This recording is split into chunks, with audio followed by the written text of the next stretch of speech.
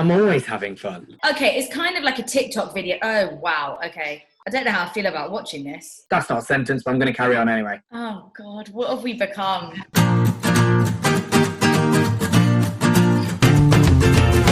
Hi guys, welcome to our positive chat between Nimisha and I. We've been speaking to a number of different people throughout the week doing really cool things. And this is just our opportunity to have a look back at those people we've spoken to. Before we do that, it's worth acknowledging, Nimisha, I think, that we started this probably about 2 months ago now, in the early days of the coronavirus pandemic. And all we were going to do was tell positive stories of people during the pandemic. Now we're a week or so into lockdown restrictions being lifted in England, we're going to slightly change our approach, aren't we? It's been amazing just focusing on, like you said, all those positive stories of people through the pandemic. But given how great the reaction was with seeing people receive those stories really well, we just wanted to continue with this positive momentum. You know, there's such a need for positive, fun, good, feel good stories. And I know I want to clog up my social media feed with good stuff. So yeah, we're just going to keep the stories coming and share the good and positive news. Let's talk about this week because it's been another busy week. Why don't you kick us off? So earlier in the week, I spoke to two individuals, Shankari Raj and Georgina Bolton. And essentially the story concerns itself with a suburb called St. Paul's in a place called Bristol in England. Now, there's a charity called the Architecture Centre who collaborated with a social enterprise called 91 Ways to Build a Global City.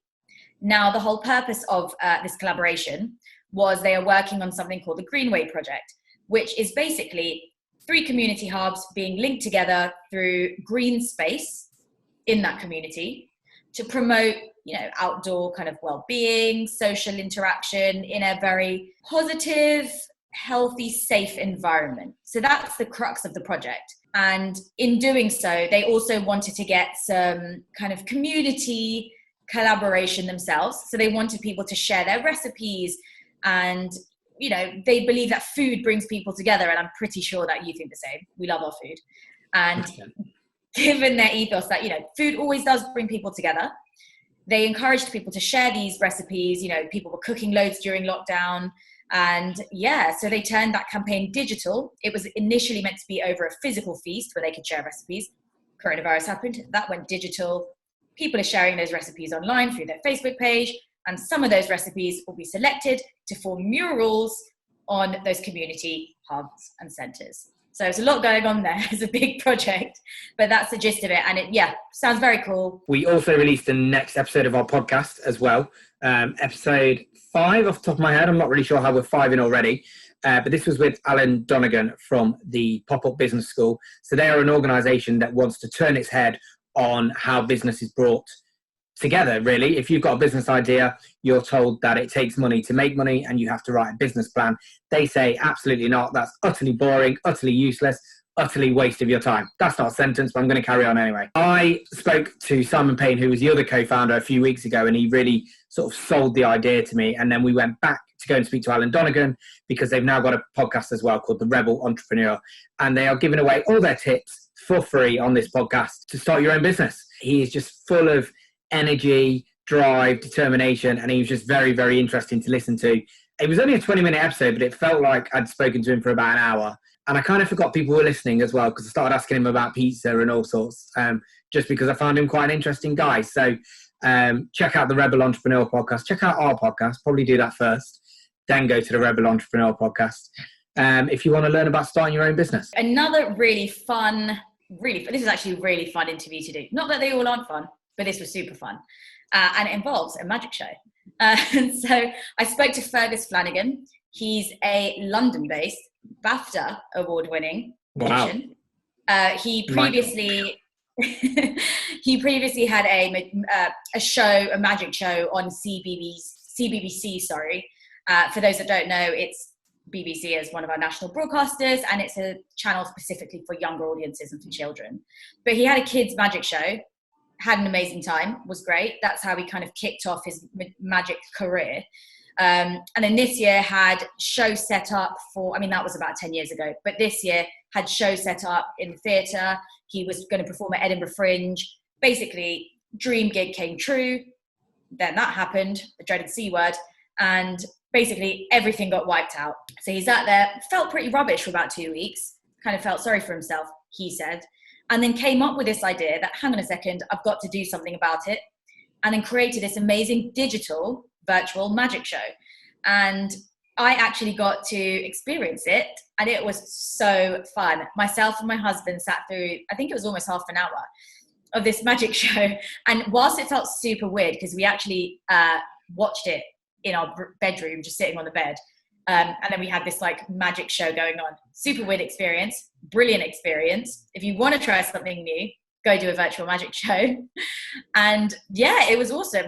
And he's got clients or audiences, I suppose, in Australia, Canada, the UK, all over Europe. He's basically worldwide. So what's brilliant about this story is he can perform worldwide, all over the world, obviously, in a day. So he can wake up in the morning, do a show in Australia or for Australia, and then have his lunch, afternoon, prep for a show for a birthday party in New York, busy day, clock off, and then go to sleep, and then do it all over again. So just really cool, performing to, all these different people all over the world, doing his magic show. So really good fun. Love speaking to Fergus. Great magician.